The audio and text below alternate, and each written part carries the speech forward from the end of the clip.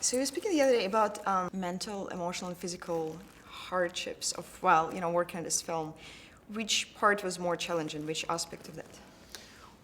Always the challenge of feeling like one is doing one's best work. This was a huge opportunity for me, and although it's sort of big commercial film and there's a lot of spectacle to the film, we also wanted to try to put as much heart and as much of the things that we were interested in life into this narrative. And by we, I mean Guy and I and Lionel Wigram, the other producer and writer. And so it's just always a sense like you have a hope and an aspiration for what a role can be. And as an actor, you have to sort of fall in love with the characters you're playing, and you want to make them as multi-dimensional and as accessible and filled with heart and everything as you possibly can. So that's just a challenge every day, just to feel like you're doing the character justice. All the physical stuff, compared to the challenge of that, just pales in comparison. Do you feel a personal responsibility for how it comes out and how people react? Because being a title character in such a reinvention of King Arthur's saga, and it being Guy Ritchie film, which is very different from how we see heroic sagas, is it nerve-wracking seeing how the box office works? Yeah, I mean, it's funny. I am really interested in all elements of filmmaking, and with acting, you're really limited just to your particular role. It's not like I have any real input in the development of a piece or any say in how it's handled editorially after we finish filming. So that sort of liberates me of any sense of responsibility for the film itself, other than just doing the best job I can do in the role that I'm playing.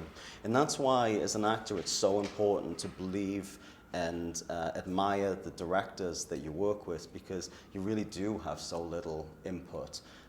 But I have the desire to have more input, so I've been writing a lot and producing, and have a really big hope and aspiration in the future to maybe direct something myself. Did you miss an on-screen lover? Because there is no clear romantic interest, romantic character.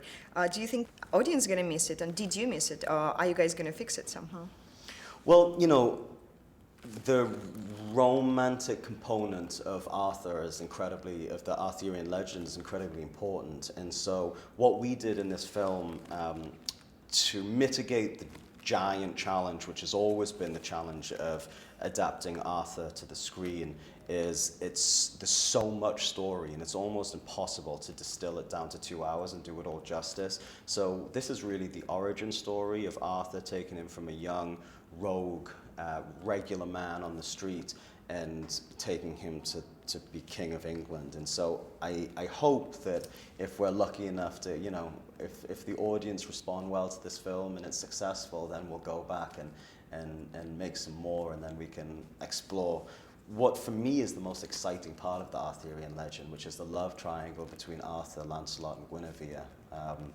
I actually found it quite refreshing that we didn't have a love story in this, and it was sort of a pure hero's journey rendition of the origin story. And I've also spoken to some girls about their reaction to the central female character, and they really loved that she wasn't just a romantic interest, that she actually had a big function outside of just having some sort of like titillating, exciting relationship with Arthur.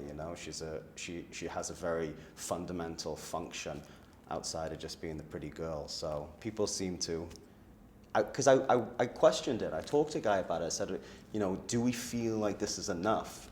Are people going to miss some sort of romantic element to the story? But from the reaction that I've heard, it seems that people haven't, that they kind of actually enjoyed that we stayed away from that.